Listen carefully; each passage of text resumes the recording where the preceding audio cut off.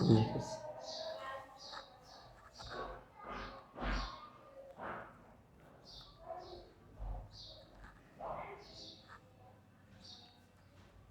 আলাইকুম, সবাই কেমন আছেন?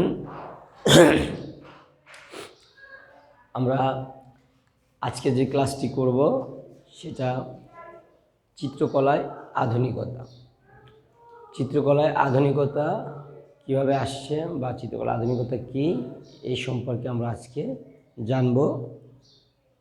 সবাই একটু মন দিয়ে শুনবেন।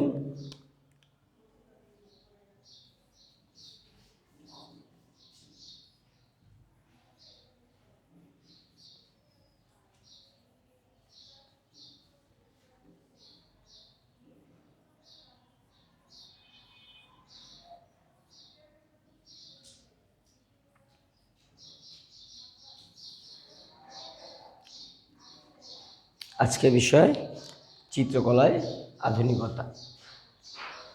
চিত্রশিল্পে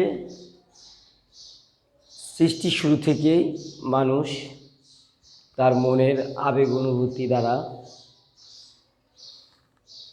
চিত্রপটে যে চিত্রশিল্প বা চিত্রকর্ম করে থাকে সেটাকে আমরা চিত্রকলা বলে জানি। সেই প্রাগৈতিহাসিক যুগ থেকে মানুষ চিত্রকলার প্রতি আকৃষ্ট। মানুষ ছবি আঁকার মধ্য দিয়ে তার বিভিন্ন মনের আবেগ অনুভূতি প্রকাশ করে আসছে। এখনও পর্যন্ত মানুষ বিভিন্ন প্রেক্ষাপটে চিত্রকলাকে ভাষা হিসেবে ইউজ করে। আমরা এই যে ভাষা, চিত্রকলা যে একটি ভাষা যেটা সবচেয়ে সহজতর ভাষা, সব ধরনের মানুষের ভাষা, সব ধরনের মানুষ সহজেই বুঝতে পারে এমন ভাষা চিত্রকলা, যেটা মানুষকে সহজে বলে বোঝানো যায় না, লিখে বোঝানো যায় না, সেটা অতি দ্রুত সহজেই এঁকে বোঝানো যায়। একবার শিল্পাচার্য জয়নুল আবেদিন লন্ডনে গিয়েছেন বেড়াতে। একটি রেস্তোরাঁতে উনি খেতে বসেছেন। তা হচ্ছে উনি প্রপার ইংরেজিটা ভালো করে বলতে পারে না। রেস্টুরেন্টে ওয়েটারকে উনি ডাকছেন খাবার অর্ডার দেওয়ার জন্য। তখন উনি কী করছেন, যে খাবারের মেনু চার্ট দেখে উনি যে খাবারগুলো খেতে ইচ্ছুক সেইগুলাকে উনি একটা কাগজের মধ্যে ছবি এঁকে দিয়েছেন। ওয়েটার দ্রুতই বুঝে ফেলল যে সে কী খেতে ইচ্ছুক। তার কাছে মনে হয়েছে যে আমি ওকে বলে বোঝানোর চেয়ে ছবি এঁকে দিলে ও সহজে বুঝতে পারবে। এমন একটি সহজতর ভাষা হচ্ছে চিত্রকলা। আমরা দেখি চিত্রকলায় আধুনিকতা কি বলেছে।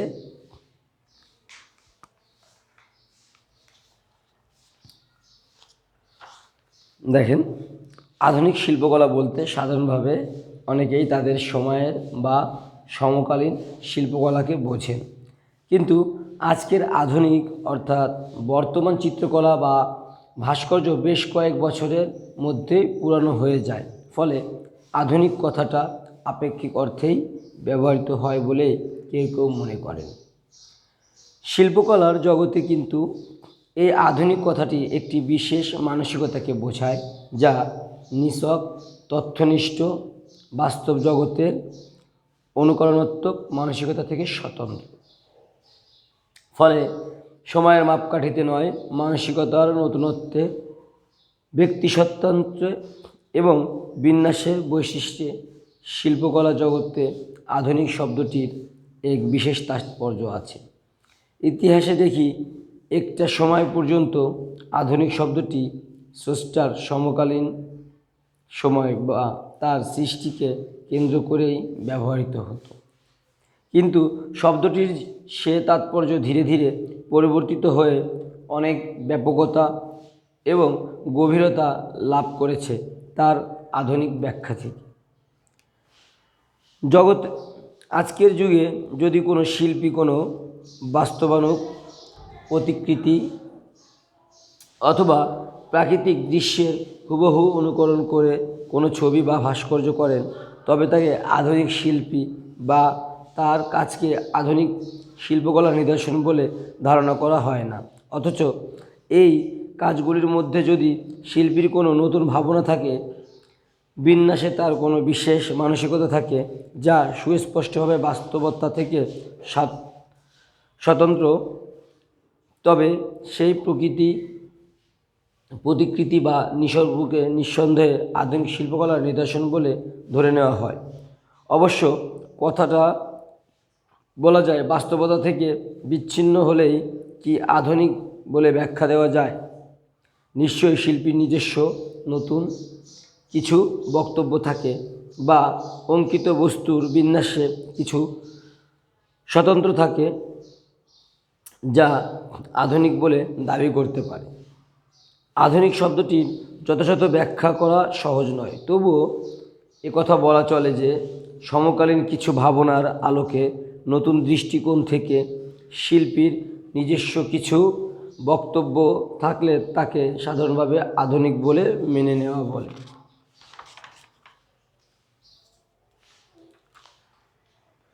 প্রকৃতপক্ষে শিল্পকলার ক্ষেত্রে যে আধুনিকতা দেখি তার শুরু ফরাসি দেশে ঊনবিংশ শতাব্দীর দ্বিতীয়ার্ধে। একাধিক শিল্পীর সক্রিয়তা এবং ভাবনার বৈশিষ্ট্য এই সময় থেকে আধুনিক শিল্পকলা নতুন পথে যাত্রা শুরু করে, যা স্বদেশ এবং বিদেশ সর্বত্র ব্যাপকভাবে পুরনো শিল্পকলাকে নাড়া দিয়েছে। এই ভাবনার ব্যাপকতা এত প্রবল যে কি উন্নত কি অনুন্নত সব দেশের মধ্যে তা ছড়িয়ে পড়েছে। আধুনিক শিল্পকলার একটা বড় গুণ হচ্ছে এর অপরিসীম বৈচিত্র্য, যা ব্যক্তি স্বাতন্ত্র্যে ভরপুর। সভ্যতার বিচিত্র অগ্রগতির সঙ্গে সভ্য মানুষের জীবনযাত্রার মধ্যে যেসব জটিলতা ও বিহ্বলতা দেখা দিয়েছে, তার সঙ্গে মুখোমুখি হয়ে আধুনিক শিল্পীরা বিচিত্র পথে পরিক্রমা আরম্ভ করেছেন। ফলে আধুনিক শিল্প সৃষ্টির মধ্যে আধুনিক যন্ত্র সভ্যতার প্রতিফলন নানাভাবে নানা দৃষ্টিকোণ থেকে প্রকাশিত হচ্ছে। এইসব বৈচিত্র্যপূর্ণ রচনা আমাদের চিরাচরিত ধারণাকে নানাভাবে আন্দোলিত করে।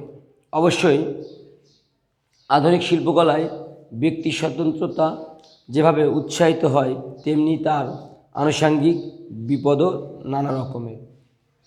বৈচিত্র্য এবং ব্যক্তি স্বাতন্ত্র্যের সুযোগ নিয়ে সারা দুনিয়ায় আজ অনেক অশিল্পীয় এলোমেলো ভাবনাহীন কিছু বানিয়ে প্রচার শিল্পের মাধ্যমে রাতারাতি বিখ্যাত হয়ে যান এবং বেশ কিছু অর্থপ্রাপ্তির সুযোগও পেয়ে যান। এতে নানা রকমের বিভ্রান্তি দেখা যায়, কারণ আধুনিক শিল্পকলার একটা বড় ব্যাপার হলো সে প্রচলিত পথে হাঁটতে চায় না, ফলে ব্যক্তি স্বাতন্ত্র্যকে সে মূল্য দিতে কার্পণ্য করে না। কিন্তু এখানেও বিপদের আশঙ্কা আছে, কারণ আসল নকলের ব্যাপারেও দর্শক চেতনার মধ্যেও নানা রকমের প্রতিক্রিয়া শুরু হতে পারে, যা খুবই স্বাভাবিক। সাধারণত খুব ধীরে ধীরে আধুনিক শিল্পকলার দর্শন তৈরি হয়ে ওঠে, কিন্তু মানসিক প্রস্তুতি পর্বে যদি দর্শক চেতনা আকস্মাৎ বাধা পায় নানা রকম প্রচার মারফত, তবে বিভ্রান্তির মধ্যে জড়িয়ে পড়া খুবই স্বাভাবিক। কারণ আসল নকল বিচার করা তাদের পক্ষে বেশ দুরূহ হয়ে পড়ে এবং এক্ষেত্রে কিছু সময়ের জন্য অনেক প্রকৃত পেশাদার শিল্পীকেও নানা রকমের অসুবিধায় পড়তে হয়। দেখেন, আমরা এই যে পড়াটা দেখলাম বা এই যে কথাগুলো শুনলাম, কার কথা? রবিন মণ্ডলের কথাগুলো, তাই না? আসলে এটা একটা অতি সত্য ও বাস্তব কথা যে আমরা আন্দোলিত হই চিত্রকর্ম বা আধুনিক চিত্রকলা বা শিল্পকর্ম দেখে, কিন্তু তার মধ্যে কোনটি প্রয়োজনীয় কোনটি অপ্রয়োজনীয় সেটাকে আমরা দেখার চেষ্টা করি না বা বোঝার চেষ্টা করি না। নতুন কিছু দেখলেই আমরা সেটাকে আধুনিক বলতে পারি না। তার মধ্যে ভাব, গাম্ভীর্যতা, রূপরসের যে গঠন, সেটা কতটুকু বিস্তৃত, কতটুকু প্রয়োজনীয়, সেটা আদেও ঘটে গেছে কিনা বা নতুন করে ঘটছে কিনা, তার চিন্তা চেতনায় শিল্পের কোন অনুরাগ ছিল সেটা জানাটাও প্রয়োজন। সেই চিত্রপট দেখে তাকে বিবেচনা করা বা আধুনিকতার ছোঁয়া কতটুকু চিত্রপটের মধ্যে উপস্থিত আছে সেটাকেও বোঝা খুবই স্বাভাবিক। আধুনিক চিত্র ভাস্কর্য কিভাবে উপভোগ করতে হয় তার উত্তর দেওয়া সহজ নয় দু চার কথায়। তবে এটা বলা যায় যে আধুনিক শিল্পকলা ভোগ করতে হলে দর্শকের চিত্র ভাস্কর্য নিয়মিত থাকতে হবে। কারণ এই দেখার অভ্যাসই দেখার চোখ তৈরি করে। যেহেতু দৃষ্টিগ্রাহ্য চেতনা প্রধানত দেখার মধ্যে অভিজ্ঞতা পায়, শুধুমাত্র কেতাবি জ্ঞান দৃষ্টিগ্রাহ্য শিল্পকলার রস অবসাদ করার পক্ষে সহায়ক নয়। অবশ্য দর্শক মন যদি সংস্কারচ্ছন্ন হয়, কোনো বিশেষ রীতির প্রতি মমত্ব শত অন্য রীতির প্রতি অনীহা থাকে, তবে তার পক্ষে সামগ্রিকভাবে শিল্পকলা উপভোগ করা বেশ কষ্টকর। অবশ্য যদি দেখার সঙ্গে সঙ্গে নিজের উপলব্ধি বা চেতনাকে গভীর করে তুলতে কি স্বদেশ কি বিদেশ সব দেশেরই শিল্পকলার ইতিহাস সম্বন্ধে কিছু জ্ঞান অর্জন করা, তবে দর্শক চেতনা অনেক বেশি রসাদর্শন্য করতে সমর্থ হয়। ছবি বা ভাস্কর্য দেখতে দেখতে যেসব শিল্পজগৎ সমস্যার মুখোমুখি হয়, তার ফলে তাদের মধ্যে আরও কিছু জানার স্পৃহা বেড়ে যায়। ঔন্নাসিক না হলে সাধারণভাবে সোজাসুজি শিল্পকলা ভোগ করা যায়, আবার বুদ্ধিগতভাবেও রসায়ন করা যায় যদি দর্শকের মানসিক প্রস্তুতি কিভাবে তৈরি হয়। দেখা গেছে দর্শক ছবি বা ভাস্কর্য সম্বন্ধে তার পূর্বকার ধারণা থেকে ধীরে ধীরে অনেক পরিণত হয়ে ওঠে এবং শিল্পকলার বিভিন্ন দিক সম্বন্ধেও সচেতন হয়ে ওঠে। শিল্পবস্তুর composition, content, pattern, balance, form, relation, unit, line, mass, colour scheme ইত্যাদি প্রাসঙ্গিক শব্দাবলীর সঙ্গে দর্শকরা বেশ পরিচিত হয়ে থাকে। দর্শক তৈরির ব্যাপারে প্রকৃত শিল্প সমালোচকের একটা বড় ভূমিকা থাকে। শিল্পী ও দর্শকের মধ্যে বলা যায় সেতুর কাজ করে সমালোচক। এর ভূমিকা ঠিকমতো পালন করতে হলে নিশ্চিতভাবে দর্শক ও শিল্পী উভয়কে উপকৃত হয়, কিন্তু সমালোচকের দায়িত্ব যদি ঠিকমতো পালন করা না হয় তবে শিল্পকলার ক্ষেত্রে নানা রকম বিভ্রান্তির কারণ ঘটতে পারে। বিশেষত যেসব দেশে আধুনিক শিল্পকলার চর্চা এখনও খুবই প্রাথমিক স্তরে পড়ে আছে। আধুনিক শিল্পকলা সমসময়ের এবং যুগ মানুষের প্রতিফলন, তা সে শিল্পকলা বিমূর্ত হোক বা অবময়ধর্মী হোক। এইসব কাজের মধ্যে সাধারণত এক ধরনের যন্ত্রণা বা বিষণ্ণতার ছবি বেশি ফুটে উঠতে থাকে। আদবে ডিস্টরশন কথাটা এক যুগের ছবি বা ভাস্কর্য সৃষ্টির সঙ্গে ওতপ্রোতভাবে জড়িত। এ যুগের শিল্পকর্ম দেখে মাত্রই মনে সৌন্দর্য চেতনা জাগিয়ে তুলতে তা নয়, বরং নানা রকম প্রতিক্রিয়া সৃষ্টি করবে এবং শিল্পকলার সম্বন্ধে যেসব প্রচলিত ধ্যান ধারণা তা শিথিল হয়ে যেতে পারে। কারণ আধুনিক শিল্পীর প্রকাশভঙ্গিতে যে বক্তব্য থাকে তা অধিকাংশ ক্ষেত্রে প্রত্যক্ষ বা পরোক্ষভাবে এক ধরনের বিষণ্ণতাকেই প্রশ্রয় দেয়। যদিও বিন্যাস রীতিতে নানা রকম বৈচিত্র্যের সন্ধান পাওয়া যায়, সৎ শিল্পী মাত্রেই নিজস্ব প্রকাশভঙ্গি থাকে। যা রেখায় রঙে মূর্ত হয়ে ওঠে। অবশ্যই দর্শক চেতনা পরিণত হলে এসব কাজের সঙ্গে তাদের এক ধরনের আতাত তৈরি হয়, যা স্রষ্টা ও ভক্তার মধ্যে অবিভাজ্য আত্মিক নৈকট্য গড়ে তোলে। বাংলার আধুনিক চিত্রশিল্পের সমস্যা। পশ্চিমবঙ্গের বর্তমান সমাজ চেতনা ব্যাপক ও গভীরভাবে রাজনীতি নির্ভর। ব্যক্তি জীবনকে তা যেভাবে স্বার্থকেন্দ্রিক এবং শিল্পবিমুখ করে তুলেছে, তা সংস্কৃতি মনুষ্যত্ব ব্যক্তিমাত্রাকে ভাবিয়ে তোলে। আজকের সমাজ যে একটা দ্রুত পরিবর্তনশীল অবস্থার মধ্যে চলছে, তা সুস্থ কি অসুস্থ বিচার করা শুধু বাস্তব অবস্থার আপেক্ষিক গুরুত্ব বিষয়ে আমাদের ভাবনার প্রকাশ। রাজনীতিতাড়িত সমকালীন বাঙালি জীবন তার অনেকগুলি সুকুমার বৃত্তি থেকে দূরে চলে যাচ্ছে, যার পরিণাম মনে হয় অশুভ ইঙ্গিতকে স্মরণ করিয়ে দেয়। আধুনিক জীবন ব্যক্তিগতভাবে রাজনীতি নিরপেক্ষ হয়ে ও যে অস্থিরতা আজকের প্রযুক্তি নির্ভর সমাজকে সাধারণভাবে নাড়া দিয়ে থাকে, তা তার মানসিকতাকে নানাভাবে প্রভাবিত করে, ফলত তার সৃষ্টি নানাভাবে আক্রান্ত হয়ে পড়ে। এখানে অস্থিরতা প্রচণ্ডভাবে গতিশীল এবং তা অসম্পৃক্ত, দুর্বল রাজনীতিক চেতনা থেকে স্বতন্ত্র। রাজনৈতিক অস্থিরতা যতই প্রচণ্ডতা লাভ করুক না কেন, সৃজনশীল সমাজে মানুষ তৈরির পক্ষে যে পরিবেশ প্রয়োজন তা সৃষ্টি করতে সক্ষম হয় না।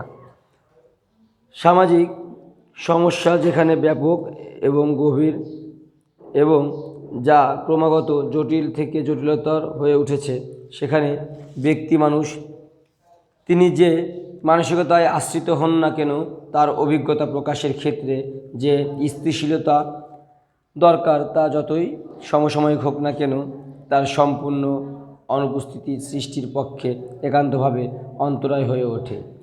এদিক থেকে রাজ্যের বর্তমান বাস্তব পটভূমিকায় আজকের শিল্পীগুলির সমস্যা এবং তাদের জীবনধারা সম্পর্কে নানা রকম চিন্তার কারণ আছে। আধুনিক পর্যায়ে বাংলার শিল্পকলা কখনোই খুব গভীর এবং ব্যাপক সমাজ স্বীকৃতি পায়নি, যদিও সংস্কৃতি মনুষ্য মুষ্টিমেয় কিছু মানুষের পোষাকতা লাভেও বঞ্চিত হয়নি। বাংলা তথা ভারতের আধুনিক শিল্পকলার পতনে যার দান অপরিসীম, তিনি শিল্পাচার্য অবনীন্দ্রনাথ, এবং এদিক থেকে যার পোষকতা ও উদ্যম অপরিহার্য ছিল, তিনি হ্যাভেল সাহেব। কিন্তু দীর্ঘকাল কেটে গেলেও একথা বলা চলে না যে আধুনিক শিল্পকলা সামগ্রিক অর্থে জাতীয় ভিত্তিভূমির উপর দাঁড়িয়ে পোষাকতা লাভে সমর্থ হয়েছে। প্রাক স্বাধীনতাকালে শিল্পকলা চর্চার স্থান হিসেবে কলকাতা প্রধান কেন্দ্ররূপে পরিগণিত হতো, কিন্তু স্বাধীনতা লাভের পর ধীরে ধীরে কলকাতা তার প্রাধান্য হারাতে থাকে এবং দীর্ঘ 20-22 বছরের মধ্যে নানা রকম অর্থনৈতিক এবং সামাজিক পরিবর্তনের মধ্যে ভারতের রাষ্ট্রিক চেহারায় এমন একটা বড় রকমের পরিবর্তন ঘটে, যা প্রধানত প্রযুক্তি কেন্দ্রিক। ভারতের বিভিন্ন শহরে শিল্প বাণিজ্যের পতন ঘটায় অর্থনৈতিক ক্ষেত্রে কলকাতার যে আধিপত্য ছিল, তা অধিকাংশেই খর্বপর হতে থাকে। অন্যান্য শহরে বা প্রদেশে ব্যবসা বাণিজ্য বিস্তার লাভ করার সঙ্গে সঙ্গে তুলনামূলকভাবে শ্রেণী বিশেষের হাতে কিছুটা অর্থনৈতিক সুযোগ সুবিধা আসতে থাকে, ফলে স্বাভাবিকভাবে স্বপ্রদেশ ও স্বরাজ্যত্ববোধের অজুহাতে অর্থনৈতিক সুযোগ সুবিধা থাকায় আধুনিক শিল্পকলায় পোষকতা কিছুটা বেড়ে গিয়েছিল। এর ফলে নতুন কিছু শিল্পচর্চার কেন্দ্রও গড়ে ওঠে। এই গড়ে ওঠা কয়েকটি কেন্দ্র শিল্প বাণিজ্যের এত দ্রুত প্রসার ঘটাতে থাকে, শিল্পকলার ক্ষেত্রে তাদের যে বন্ধ্যত্ব তা ঘুচিয়ে ফেলার চেষ্টাও বেশ দ্রুতগতিতে চলতে থাকে। এসব ক্ষেত্রে শিল্পকলার গুণাগুণ বিচার না করে এ কথা সহজেই বলা যায় যে নানা পোষাকতা লাভ করার ফলে শিল্পী ভাস্করেরা যেখানে কাজে উৎসাহিত হতে পেরেছেন, ভারতের কোনো কোনো প্রান্তে ব্যবসায়ীরা শিল্প পোষাকতাকে কৌলিন্য প্রকাশের সহায়ক বলে মনে করেন। এর ফলে বস্তুর চাহিদা বেড়েছে, যা শিল্পীদের উৎসাহিত করে নতুন উদ্যমে কাজ করতে সাহায্য করেছে। কয়েকটি প্রাদেশিক সরকারও এ বিষয়ে কিছুটা সচেতন। তারা সরকারের বিভিন্ন বিভাগ মারফত শিল্পীদের পোষাকতা করেছেন। এর ফলে শুধুমাত্র কলকাতার শিল্পজগৎ সর্বভারতীয় কাঠামোর মধ্যে লক্ষণীয়ভাবে পশ্চাৎগামী। ব্যবসা কেন্দ্র হিসেবে এর অর্থনৈতিক গুরুত্ব না কমলেও নানা রকম সমস্যার চাপে এখানকার জনজীবন সামগ্রিকভাবে অনেকগুলি অর্থনৈতিক সুযোগ সুবিধা থেকে বঞ্চিত। এ রাজ্যের ক্রমবর্ধমান জনসংখ্যা, অর্থনৈতিক অসাম্য, উদ্বাস্তু সমস্যা, বেকারত্ব ও রাজনৈতিক অস্থিরতা সমস্যা হিসেবে অন্যান্য অনেক প্রদেশ থেকে স্বতন্ত্র। এইসব সমস্যার চাপে আজকের কলকাতা তথা পশ্চিমবঙ্গ বিব্রত। এসব কারণে সামাজিক ক্ষেত্রে শিল্প সাহিত্যের পোষকতা তুলনামূলকভাবে বাড়েনি, যা প্রত্যক্ষ ও পরোক্ষভাবে শিল্পজীবনে প্রভাবিত করে। তাহলে দেখেন, আমরা আধুনিক শিল্পকলার যে কথাগুলো জানলাম, আসলে শিল্পজীবনের ক্ষেত্রে আধুনিকতা বা আধুনিক শিল্পকলা যে দিক পরিবর্তন ঘটিয়েছে বা যেভাবে ঘটেছে, সেটা প্রয়োজনে হোক অপ্রয়োজনে হোক বা শিল্পবোধে হোক, একটা সময় ধরে সেটা ব্যাপক হারে গড়ে উঠেছে এবং যেটা একসময় কলকাতা কেন্দ্রিক ছিল শিল্পের মূল মহাপ্রাণ, সেটা স্বাধীনের পরে আস্তে আস্তে বিস্তৃত হয়ে গেছে এবং কলকাতার যে মূল জায়গাটা ছিল সেটা দিনে দিনে হারিয়েছে। এটাই শিল্পের পরিবর্তন ঘটে, পরিবর্ধন হয়। শিল্প সমালোচকদের মতে শিল্পীরা ভাঙা গড়ার একজন খেলোয়াড়, যারা নিজেরাই তৈরি করে, আবার নিজেরা এই জিনিসকে আরও উন্নতর এবং আরও আধুনিক করার জন্য নিজেদের শিল্পকর্মের সঙ্গে আরও আধুনিকতা বা বুদ্ধিমত্তা, বিভিন্ন চিন্তা ধারণার ফলশ্রুতিতে সেটাকে আরও ভিন্নতর এবং আরও আধুনিক করতে সক্ষম হয়। আধুনিক চিত্রকলার এই পটভূমি আধুনিকতা ধীরে ধীরে যে প্রতিফলিত হয়েছে, সেই জায়গাটাকে আজকে আমরা এই সময়ে এসে এমন আকারে দেখতে পাই বা এমন আঙ্গিকে দেখতে পাই, যেটা চাইলেই সহজে সম্ভব না। এর জন্য অনেক বুদ্ধিমত্তা, কুশলী চিন্তা, কলাকৌশলী ধারণা এগুলো থাকতে হবে, তাহলেই সেটা স্থায়ী হবে, দুদিনের মধ্যে শেষ হয়ে যাবে না। যেখানে কথাটা বলেছেন রবীন মণ্ডল যে এখনকার যে শিল্পকলা বা এখনকার যে চিত্রকলা, যে আধুনিকতা বলতে আমরা বুঝি আজকে তৈরি হচ্ছে, দুদিন ব্যবহার হচ্ছে, দুদিন পরেই সেটা নিমিষে শেষ হয়ে যাচ্ছে, আবার নতুন কিছু সৃষ্টি হচ্ছে, কিন্তু সেটা কিন্তু আধুনিকতা হচ্ছে না। শিল্প তৈরির পরে সেটাকে আরও উন্নতর জায়গায় নিয়ে যাওয়াটা হচ্ছে কি শিল্পের প্রধান কাজ। সেটাকে বিনাশ করে নতুন শিল্প তৈরি শিল্পের কাজ নয়। আশা করি সবাই বুঝতে পেরেছেন। সবাই তাহলে চিত্রকলা আধুনিকতা যে বিষয়গুলো আছে এটা পাঠ আকারে পড়বেন, পয়েন্ট আকারে লেখার চেষ্টা করবেন, তাহলে বুঝতে আরও সুবিধা হবে। সকলকে ধন্যবাদ। আল্লাহ হাফেজ।